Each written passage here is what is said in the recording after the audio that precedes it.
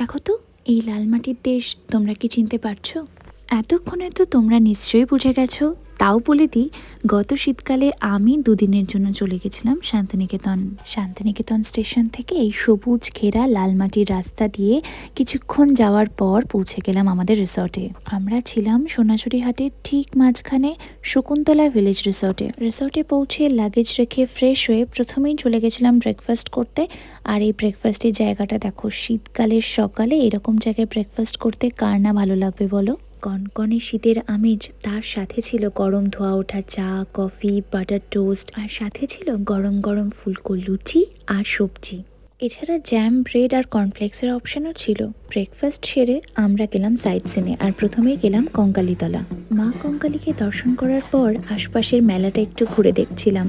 তখনই দেখতে পেলাম এখানে সাঁওতালি মেয়েরা নাচ করছে। নাচ দেখতে দেখতে কিছুক্ষণ পরেই ওদের মধ্যে থেকে একজন দিদি এসে আমাকে ডেকে নিয়ে গেল ওনাদের সাথে নাচার জন্য। প্রথমে তো আমার ভীষণ লজ্জা করছিল, কিন্তু অভিষেক আমাকে বারবার বলাতে আমি দিদির সাথে গেলাম।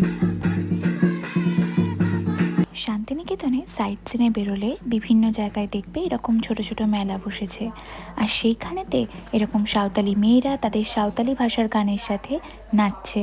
তারপর ঘুরতে ঘুরতে কঙ্কালীতলাতেই দেখা পেলাম এই শিল্পীর। কিছুক্ষণ এইখানে দাঁড়িয়ে মুগ্ধ হয়ে তার গান শোনার পর আমরা গেলাম আমাদের পরের ডেস্টিনেশনে।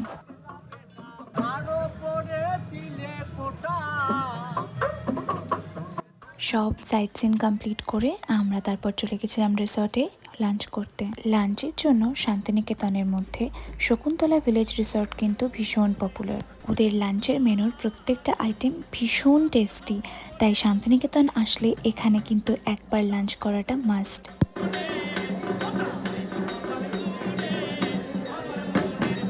সুস্বাদু খাবারের সাথে যদি থাকে এরকম সুন্দর বাউল গান আর সোনাঝুরিহাটের এই কোলাহল মাখা দুপুর, তাহলে সেই লাঞ্চটা কিন্তু হয়ে যাবে আরও স্পেশাল। লাঞ্চ করার পরে পুরো বিকেলটা আমরা কাটিয়েছিলাম সোনাঝুরিহাটের মাঝে। পরদিন সকালেই আমরা প্রথম গেছিলাম বিশ্বভারতীতে, আর ওখানে ঢোকার মুখেই পেয়ে গেছিলাম এই দুজন শিল্পীকে। শান্তিনিকেতনে আর যাই হোক, শিল্পী মানুষের কিন্তু কোনো অভাব নেই। এখানে আসলে এরকম অনেক গুণী মানুষকে আপনি দেখতে পাবেন, যাদের গান শুনলে আপনার মন ভালো হয়ে যাবে। ভিডিওটা অনেক বড় হয়ে গেছে, তাই আজ এতটুকুই থাক।